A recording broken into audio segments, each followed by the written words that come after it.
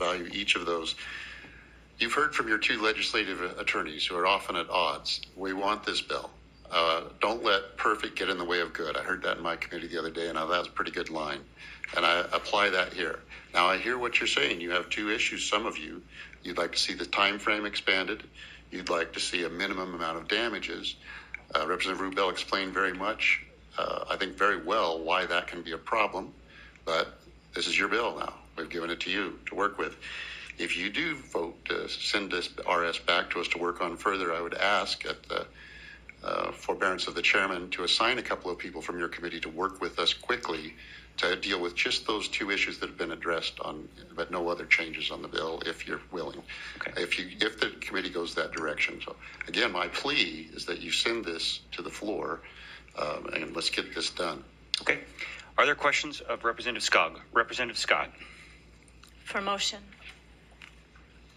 I'd like to move that we return RS 31033 to the sponsors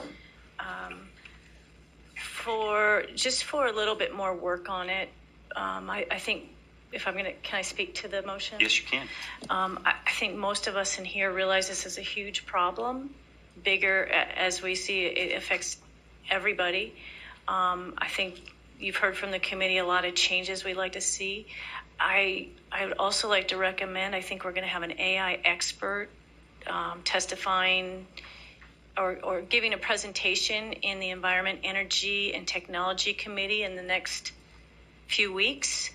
And it might be a good opportunity to make sure that we are covering as many people as possible with this issue, and we get some of these bigger questions cleaned up. Yeah. I think it's a great idea. I just hate to get something through and it just not be everything we need. And so for that, that's why I made the motion. Committee, we have a motion to return to sponsor RS 31033. Is there discussion on that motion? Representative Young and then Representative Barbieri. Thank you, Chairman Crane. I think I would just appreciate some clarity in terms of where the committee is and the types of changes that we are hoping to see happen. When we talk about having this apply to more people, I'm wondering if Representative Scott would speak more directly to that as she's talking about ensuring that it were to cover someone who technically is a candidate outside the time frame that has been established as when electioneering communications take place. Are we talking about expanding this to people who aren't running for public office? What's the thought there? I would appreciate knowing that. Representative Scott, would you yield to that question? Thank you, Mr. Chairman. Representative Young, I think that's up to the sponsors. I think they've heard enough concerns today to kind of know where the committee is.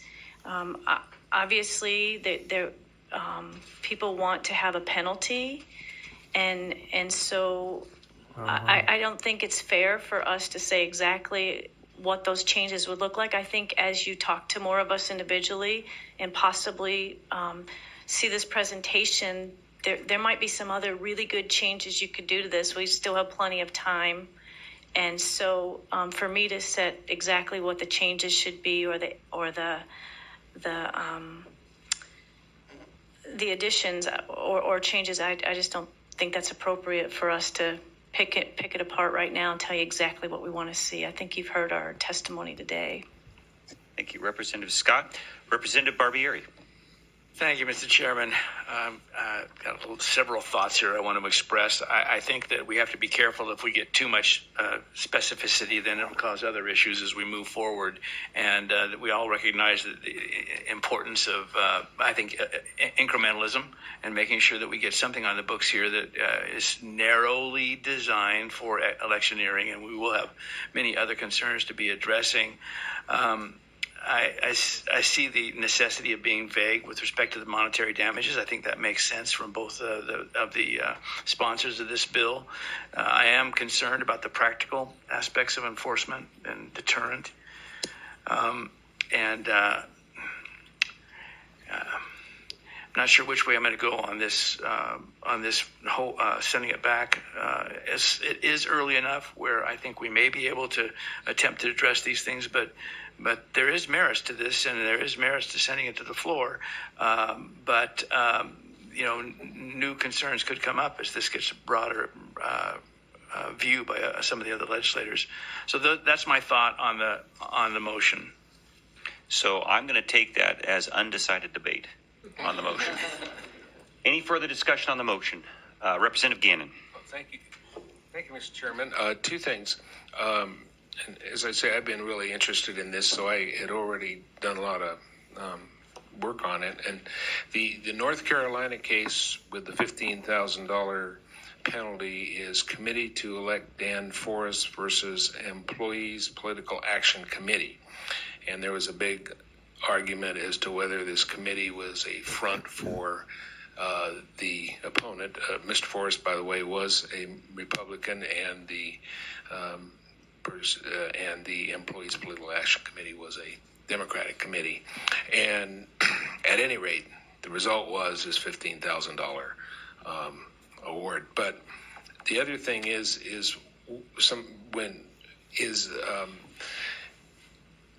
I'm thinking it was in the Citizens United case that I read, but it was somewhere that I read that you can't have restrictions, that restrictions such as these are justified close to the election because of the difficulty of getting the real story out. In other words, and otherwise there's a free speech issue. So if, for example,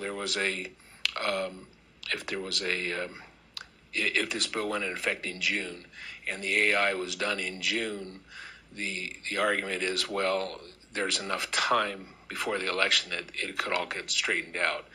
And so therefore there might be a free speech argument. There might not be too, because if it's really flagrant.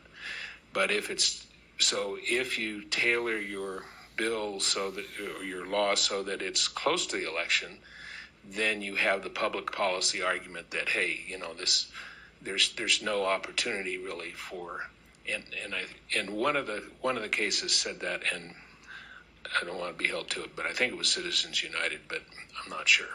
So with that, I would make the motion to send this to the floor with a due pass, at least to get something going.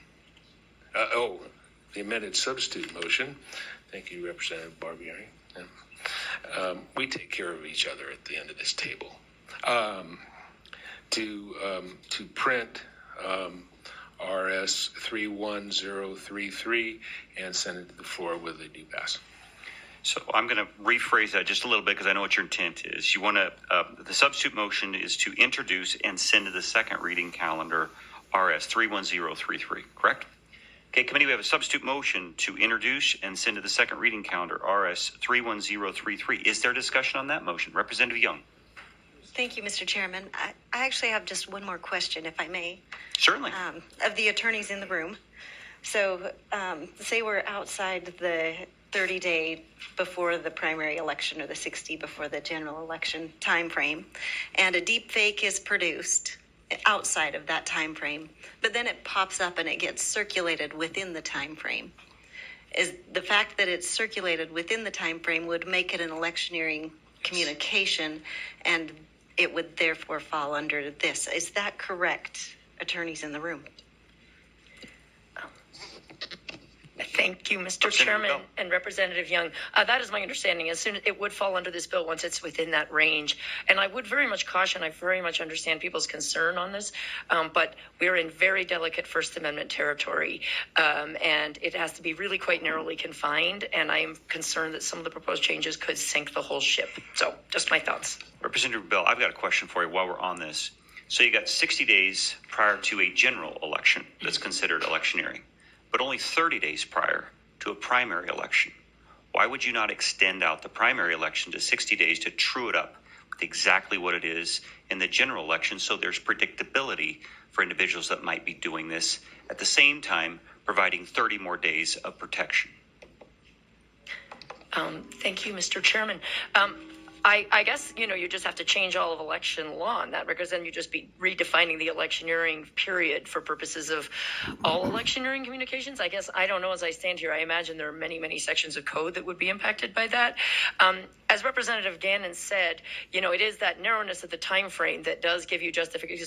It's really hard to restrain speech. Almost every restraint on speech, rightly so, gets thrown out as unconstitutional. So it has to be super narrowly tailored. These have been found to be okay when it's within that narrowly defined electioneering zone.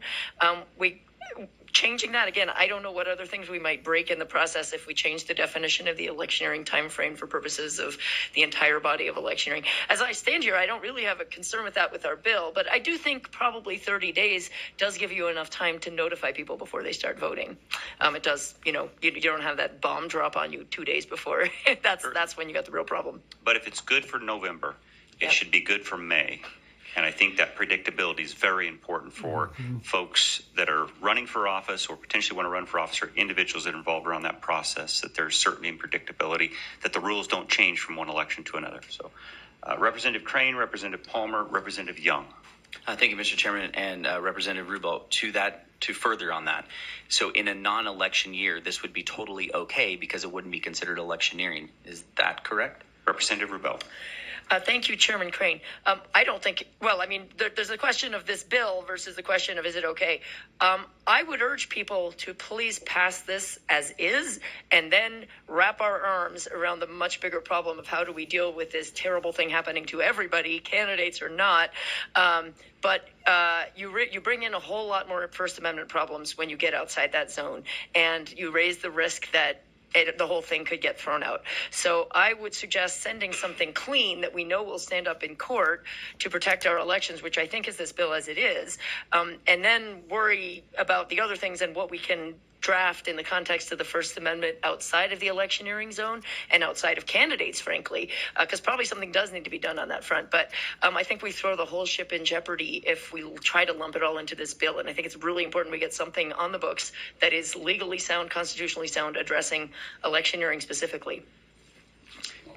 Follow up. Thank you, Mr. Chairman, and thank you, Representative Rubel. I'm fine with sending this forward if you have a piece of legislation you can get on right away, because I think that is an issue addressing the non-election years.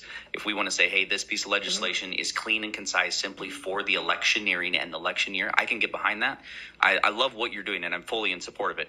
But I do think there are concerns that have been brought forth by this committee that have to do primarily with extending beyond just the electioneering period and is going into the non-election year. So. Take that as a comment. Do you want to respond? Just thank you, Chairman Crane, and thank you, Representative Crane. I would be delighted to work on such a piece of legislation with you, but I guess my personal preference would be to keep that as a separate item. Representative Palmer.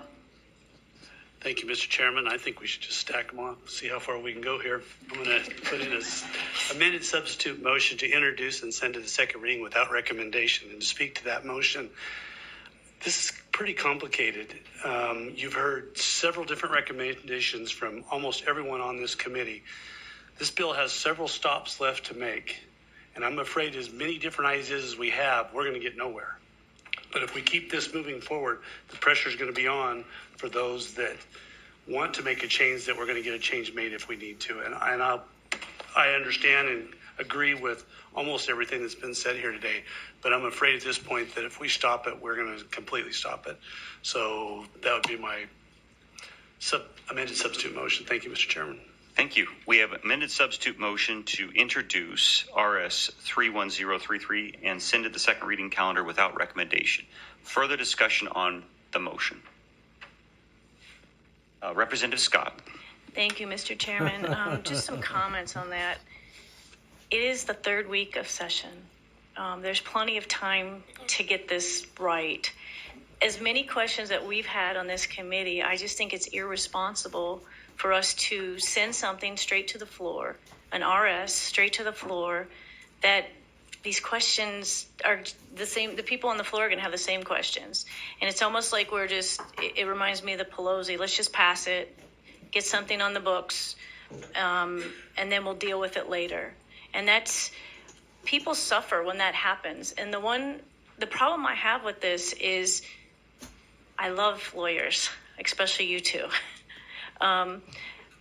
But it's written by two lawyers, and citizens will have to be dealing with this in the courts.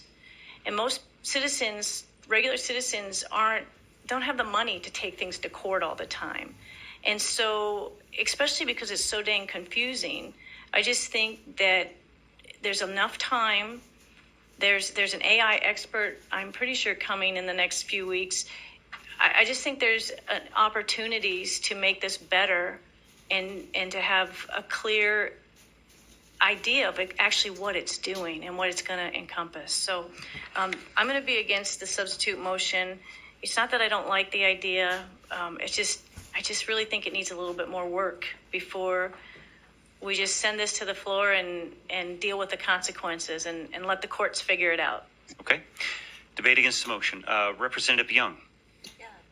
Thank you, Mr. Chairman. I actually really appreciate the amended substitute motion, and I agree with Representative Palmer. And as I've listened to the committee discussion today, I don't see one thing that everybody's unified on. If we did this, it would make it better. I've heard, concern from some that maybe this is a violation of free speech. I don't think it is, because what we're asking for is a truth in advertising statement. We're not restricting the ability to say what you would like to say.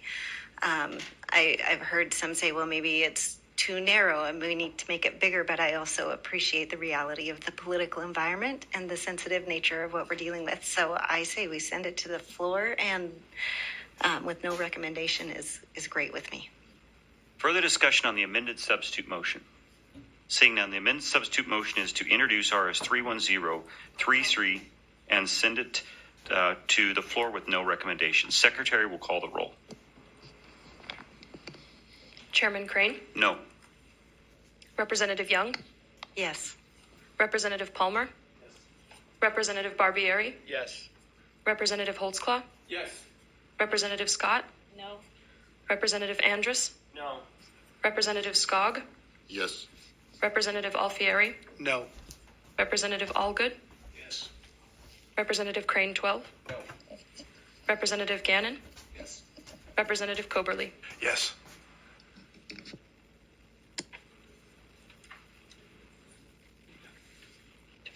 Motion passes 8-5. Committee, that completes our work for today. We'll stand adjourned.